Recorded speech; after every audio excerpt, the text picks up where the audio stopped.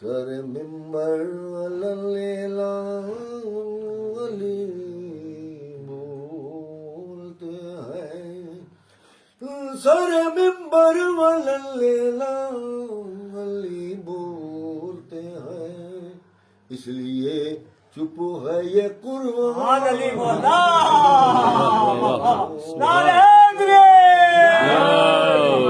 اس لیے چپ ہے یہ قرآن علی بولتے ہیں۔ اے مفسر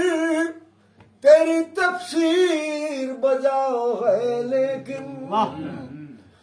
نقطۂ با کو بھی پہچان علی بولا سبحان اللہ۔ نقطۂ با کو بھی پہچان علی بولتے ہیں۔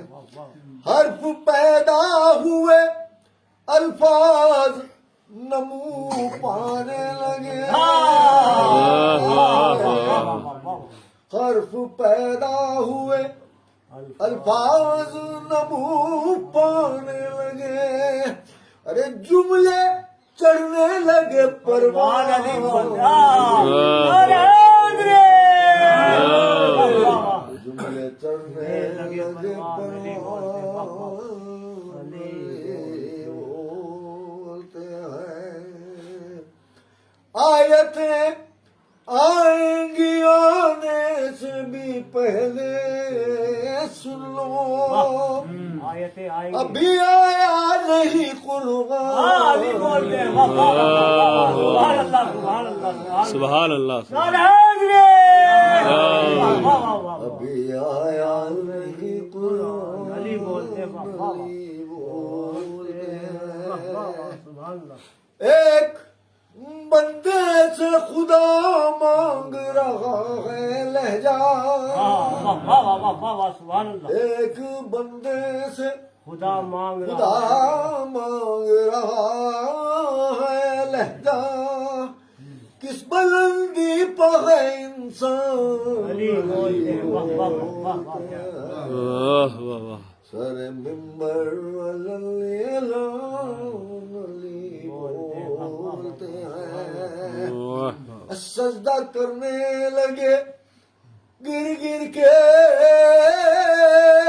صنم تاکوں سے،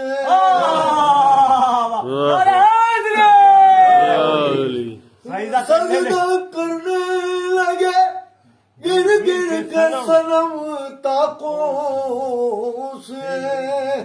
ہو گیا کفر مسلمان علی بولتے ہیں یا علی۔ ہو گیا کفر مسلمان علی بولتے ہیں واہ واہ واہ واہ واہ سبحان اللہ سبحان اللہ واہ واہ واہ۔ سر ممبر علی بولتے ہیں، اور بعد اب بیٹھی ہے توریت و زبور و انجیل، واہ واہ واہ واہ واہ واہ واہ۔ بعد اب بیٹھی ہے توریت و زبور و انجیل، اور گفتگو کرتا ہے قرآن علی بولتے ہیں واہ واہ واہ واہ واہ واہ۔ گفتگو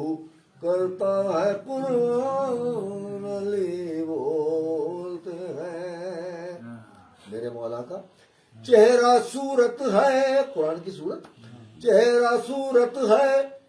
تو ماتھے کی لکیریں آیا، چہرہ صورت ہے تو ماتھے کی لکیریں آیات، ارے جسم میں ڈھل گیا قرآن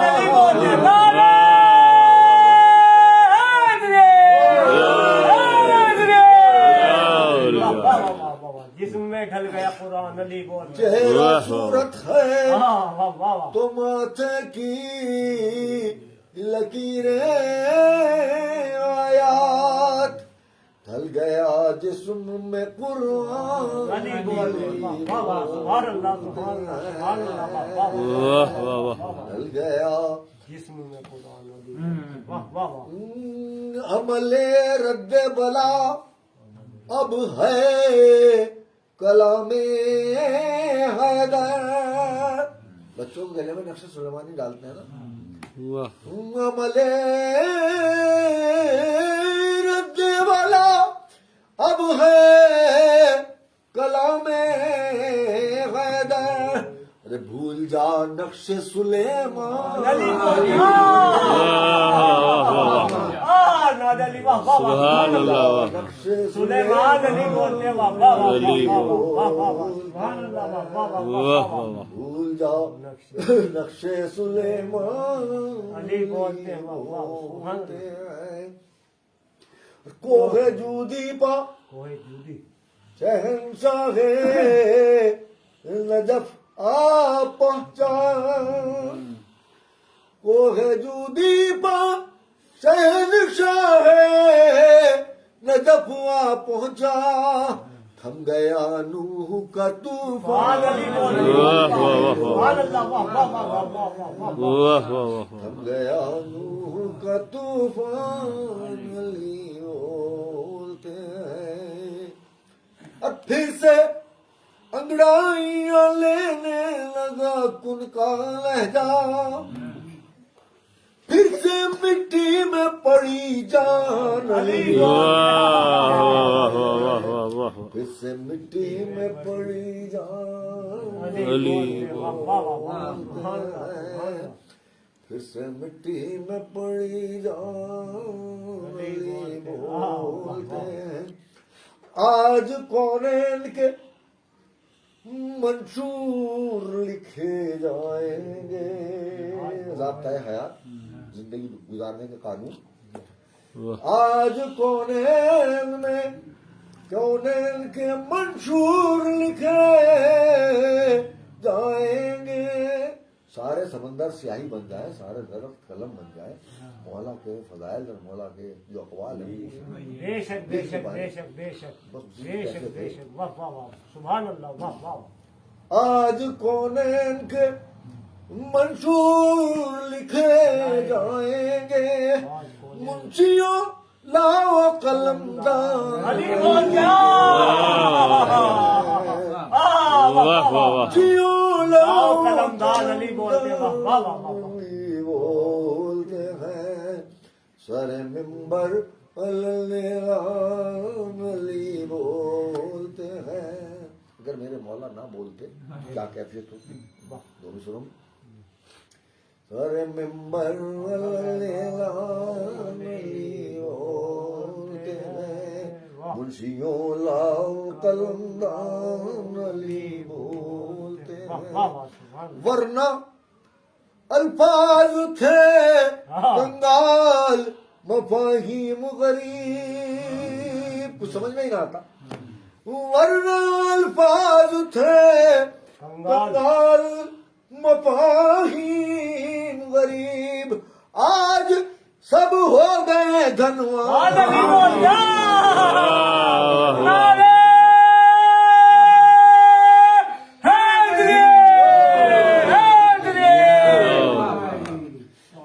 آج کونین کے واہ واہ واہ واہ منشور لکھے جائیں گے لکھے جائیں گے. واہ واہ واہ واہ واہ منشیوں لاؤ قلم دان قلم علی بولتے واہ واہ سبحان اللہ واہ واہ ورنہ الفاظ تھے کنگال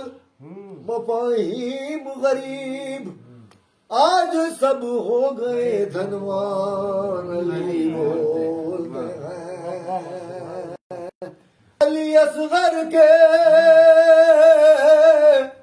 لبوں پر ہے تبسم کی لکیر اور مقتل ہے پریشان. علی بولتے ہیں.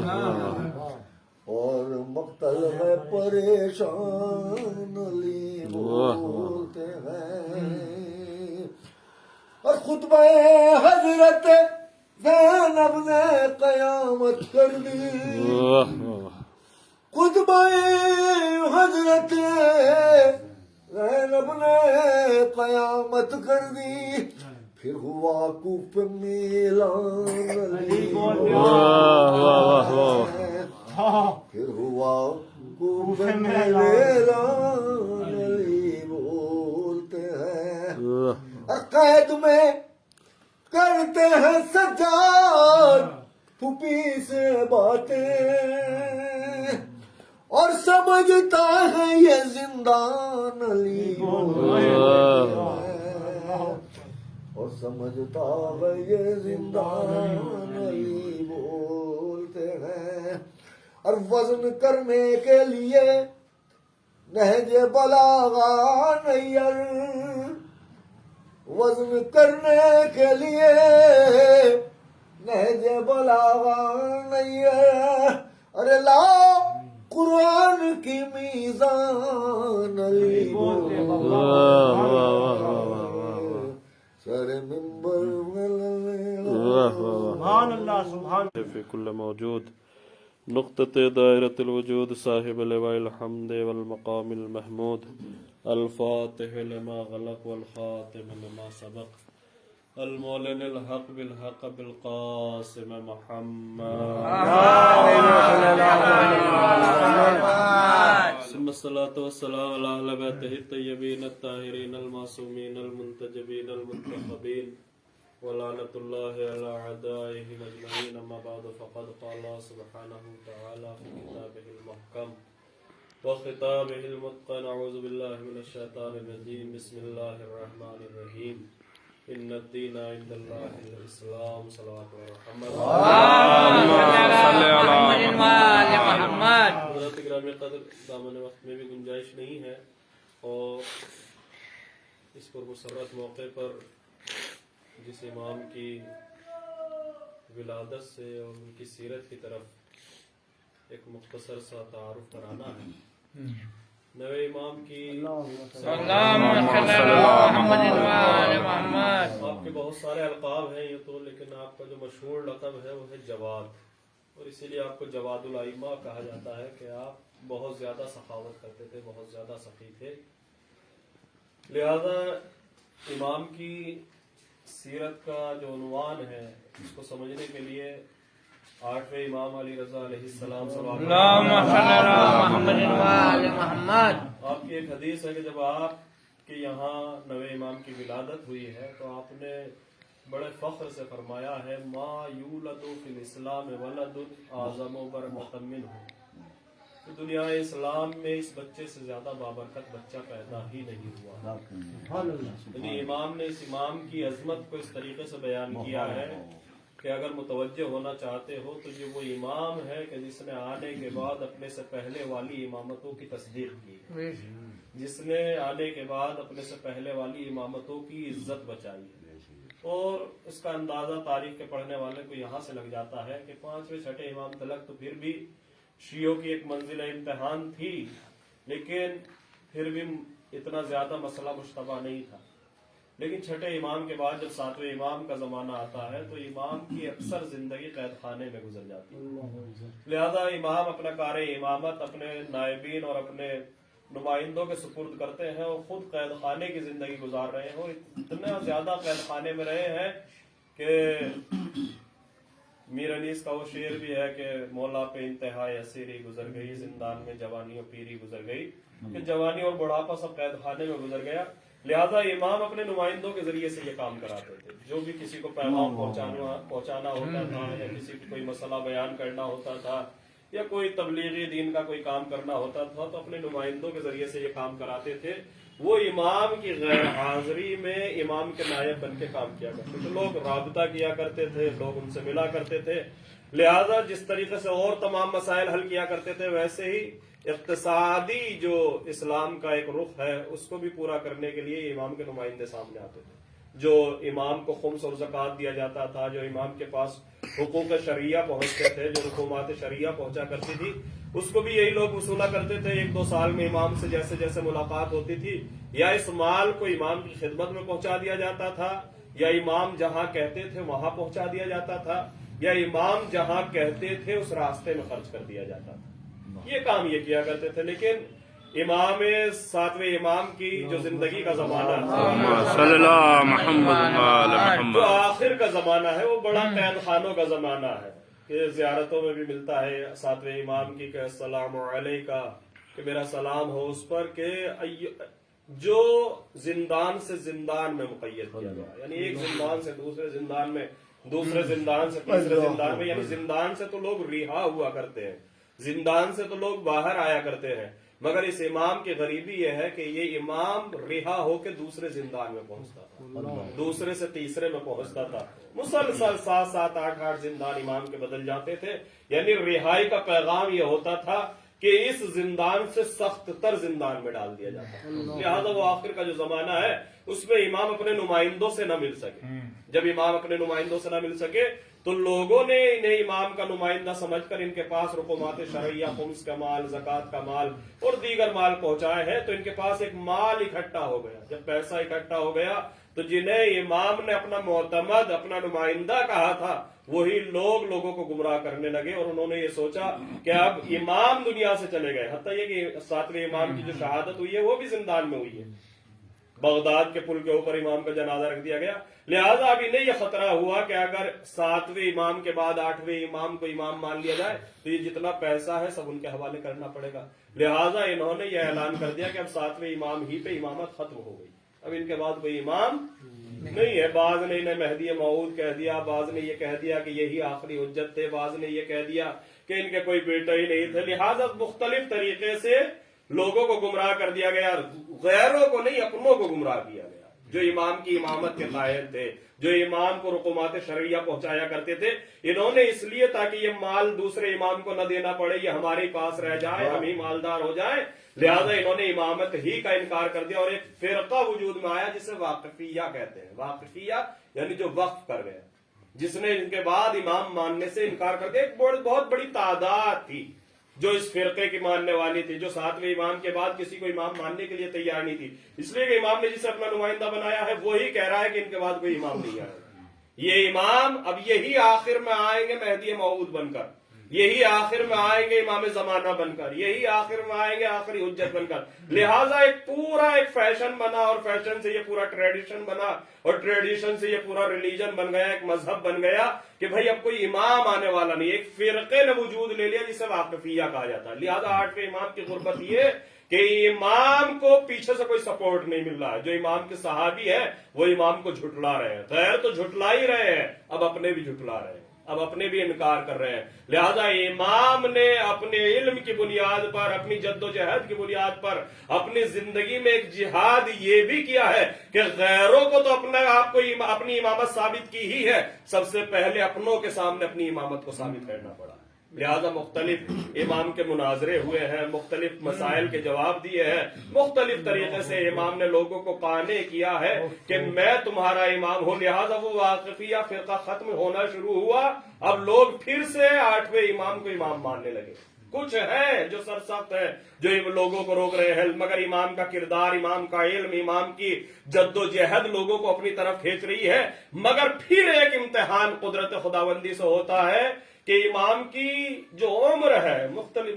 तकरीबन 55 या 57 साल की उम्र है इमाम की, और उस 57 साल की उम्र में इमाम को तकरीबन 45 साल का जमाना गुजर जाता है और इमाम के कोई औलाद नहीं होती। इमाम के कोई औलाद नहीं होती। 55 साल की उम्र है इमाम की और 47 साल का जमाना गुजर गया और इमाम के कोई औलाद नहीं हुई है। 203 हिजरी में इमाम की शहादत है और 195 हिजरी में नवे इमाम की विलादत है। यानी इमाम की शहादत से 7 या 8 साल पहले नवे इमाम की विलादत हुई है। अब वो लोग जिन्होंने ये कह दिया था कि सातवें इमाम के बाद कोई इमाम नहीं है, जब इमाम के कोई बेटा पैदा नहीं हुआ तो उन्होंने फिर लोगों को घेरना शुरू किया। कहा देखो हम नहीं कहते थे कि ये इमाम नहीं है, इसलिए कि इमाम अगर ये होते तो बे औलाद ना होते। इमाम को आगे बढ़ाने के लिए कोई वारिस होना चाहिए, ये है वो है। लिहाजा फिर दोबारा से एक माहौल गर्म कर दिया गया कि इनका कोई वारिस नहीं है, लिहाजा ये इमाम नहीं है, लिहाजा ये इमाम नहीं है। अब इमाम दोनों तरफ से फिर मुश्किलात में, وہ لوگ کہ جنہیں اپنے علم کے ذریعے سے اپنے کردار کے ذریعے سے جنہیں حق دکھاتے ہوئے دوبارہ لے کر آئے تھے اب دوبارہ سے وہ پلٹ رہے ہیں مرتد ہو رہے ہیں اور امام کی امامت کا انکار کر رہے ہیں لہذا جب امام کو آخری عمر میں اللہ نے بیٹا عطا کیا تو امام نے اعلان کیا کہ اس بچے سے زیادہ بابرکت بچہ دنیا اسلام میں پیدا ہی نہیں ہوا ہے کہ اگر یہ بچہ پیدا نہ ہوتا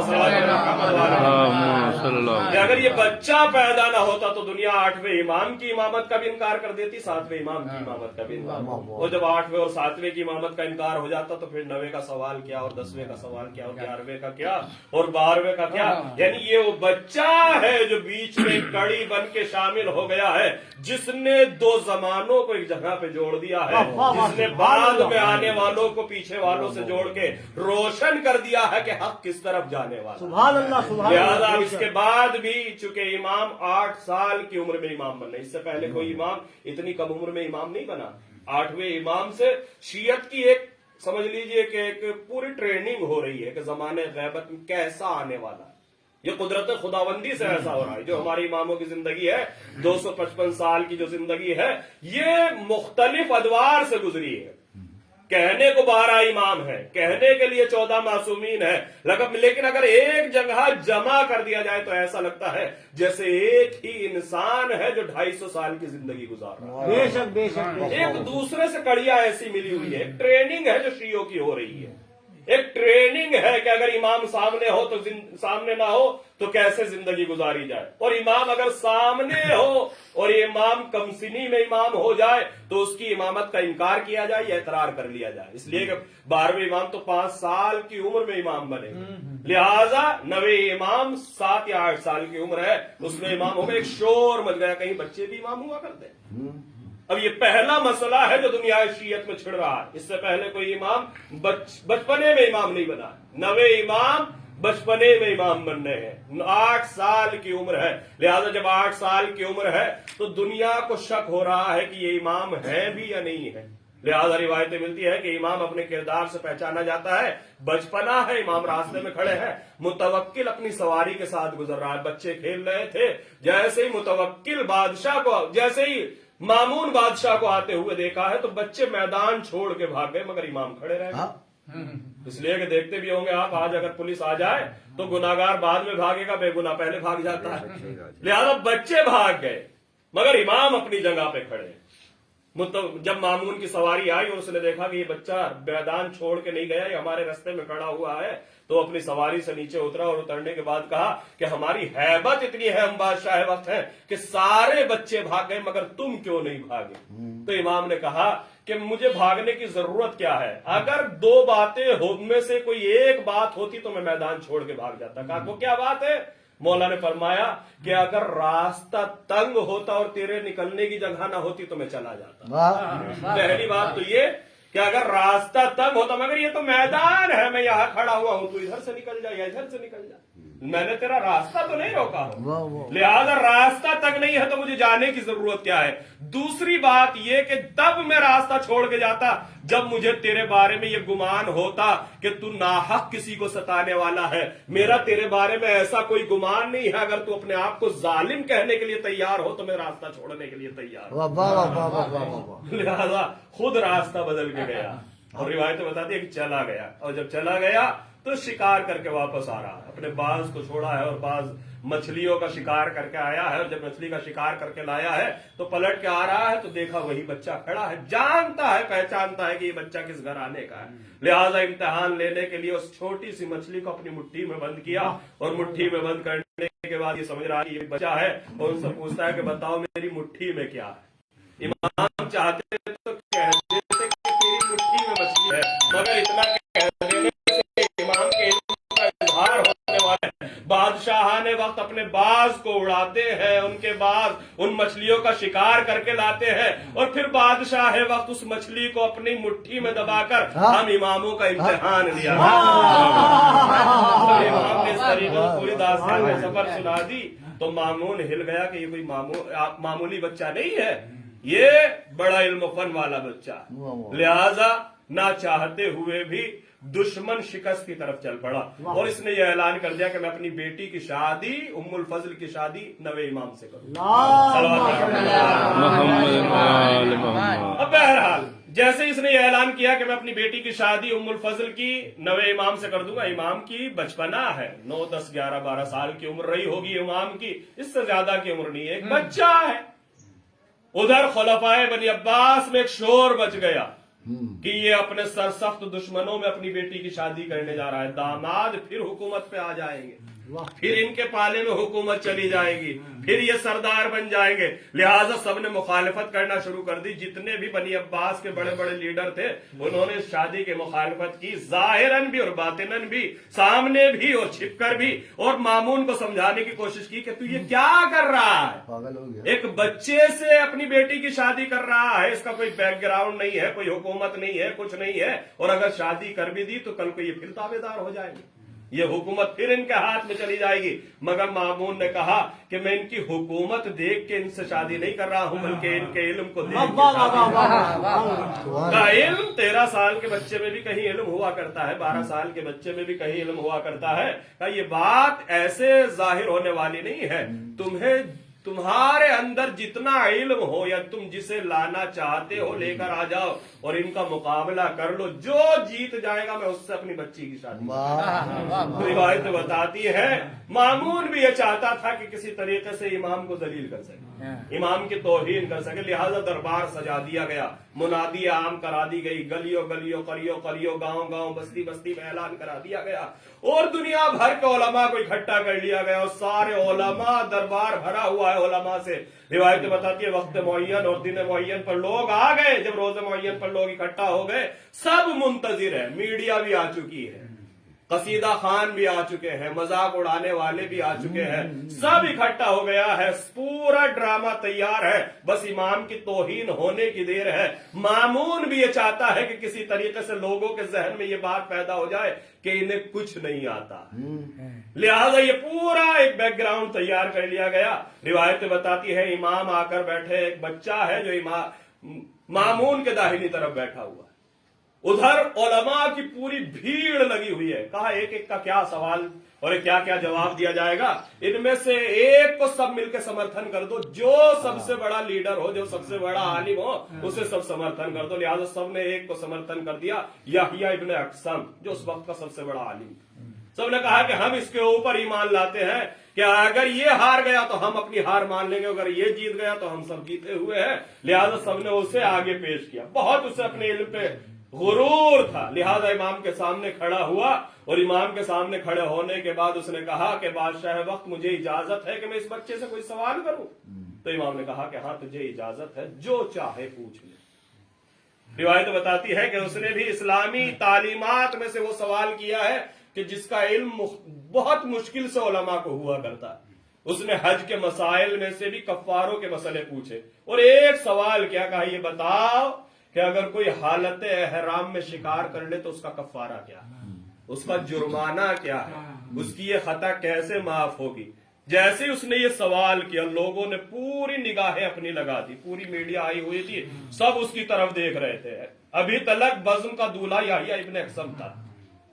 सब उसे देख रहे थे, गौर से देख रहे थे, हीरो बन के बैठा हुआ था। वो सवाल कर रहा है, वो ये सोच रहा है कि अभी लोग मेरे लिए तालियां बजाएंगे, अभी लोग मेरी तारीफें करेंगे। लिहाजा उसने एक बच्चा समझ के इमाम से सवाल किया कि ये बताओ कि अगर कोई हालत एहराम में शिकार कर ले तो उसका कफारा क्या। वो ये समझ रहा था कि इमाम को इस सवाल का जवाब नहीं मालूम, मगर इमाम ने अपनी निगाहों को उठाया और उठाने के बाद कहा बादशाह वक्त जवाब दूं तो कैसे दूं, अभी तो इसका सवाल भी अधूरा।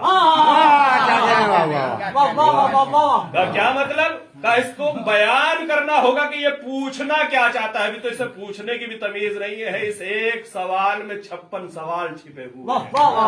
इमाम ने कहा कि इसे बताना होगा कि जिसने शिकार किया है वो बच्चा था या बड़ा था, रात में शिकार किया है या दिन में शिकार किया है, उड़ने वाले परिंदे का शिकार किया है या चलने वाले जानवर का शिकार किया है, हुदूद हरम में शिकार किया है या हरम से बाहर शिकार किया है, शिकार करने के बाद तौबा की है या अपने गुनाह पे अड़ा हुआ है, शिकार करने वाला आजाद है या गुलाम है, शिकार करने वाला बालिग है या नाबालिग है। इमाम ने सवाल को फैलाना शुरू किया। इधर इमाम सवाल फैला रहे थे, उधर याहिया इब्ने अक्सम की गर्दन झुकी जा रही थी और इमाम के कदमों को पकड़ के कह रहा था कि जवाब बाद में बताइएगा, पहले सवालात बयान कर दी। इमाम ने सवाल बयान किए और बयान करने के बाद कहा, याहिया इब्ने अक्सम अब बता कि तेरे किस सवाल का जवाब देना है। अल्लाह अकबर। जब इमाम ने इतने सवाल रख दिया, हर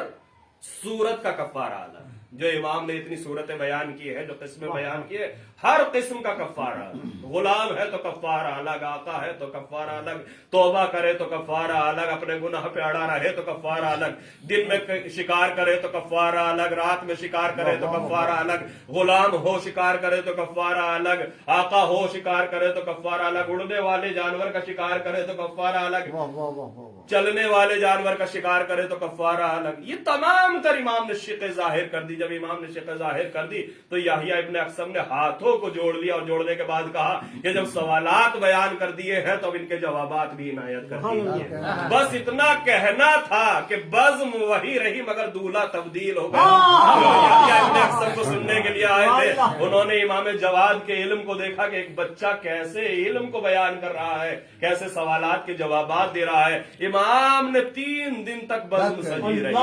नमाज के लिए लोग उठते थे और फिर आके बैठ जाते थे, खाने के लिए जाते थे फिर आकर बैठ जाते थे और इमाम सवालात के जवाबात दे रहे थे। जब इमाम ने तमाम सवालों के जवाब दे दिए तो इमाम ने मामून से कहा कि क्या मुझे भी इजाजत है कि मैं इससे कुछ पूछ लूं?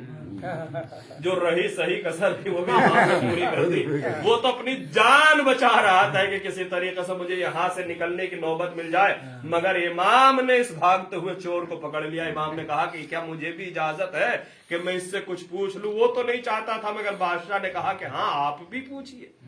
आपको भी इजाजत है कि आप भी पूछ ले। तो इमाम ने कहा अच्छा ये बता कि एक शख्स है जो एक औरत को देखता है, दोपहर के वक्त देखता है तो वो हराम होती है, मगरिब के वक्त देखता है तो वो जायज हो जाती है, इशा के वक्त देखता है फिर हराम होती है, सुबह से पहले देखता है फिर जायज हो जाती है, फिर हराम होती है, फिर जायज हो जाती है। तू ये बता कि वो औरत कौन है जो कभी हराम हो जाती है कभी हलाल हो जाती है।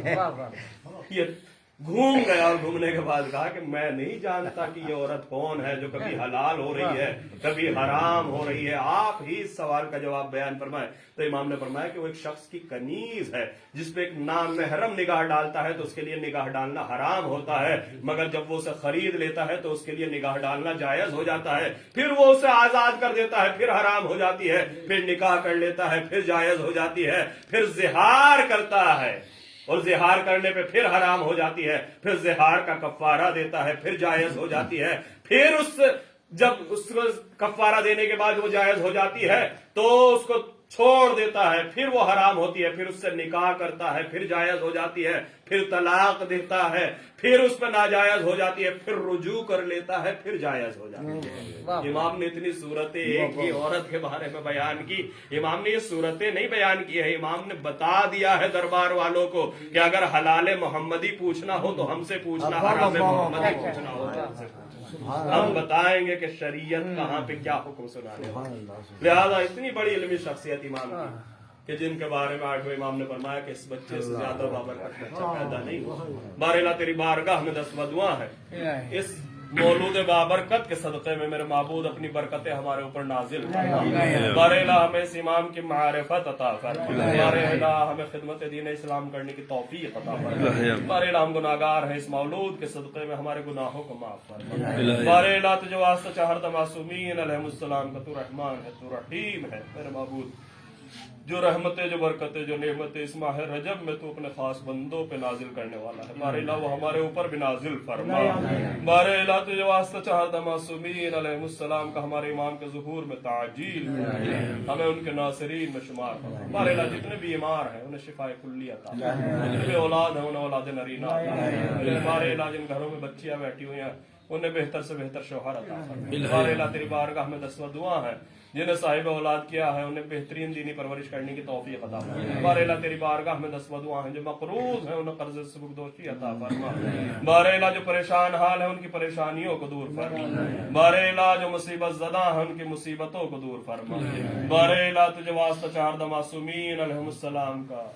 जमाना बड़ा पुरशोभ है मेरे महबूद, रोजगार के जराए खत्म होते चले जा रहे हैं मेरे महबूद, रिश्ते हलाल के दरवाजे हमारे ऊपर वाह फरमा बरेला तुझे वास्ता चाहत मासूमीन अलैहिस्सलाम का अपनी बरकतें हमारे ऊपर नाजिल फरमा, हमारे इमाम के ज़ुहूर में ताजील हमें उनके नासरीन में शुमार फरमा। रब्बना तक़ब्बल मिन्ना इन्नका अंतस समीउल अलीम।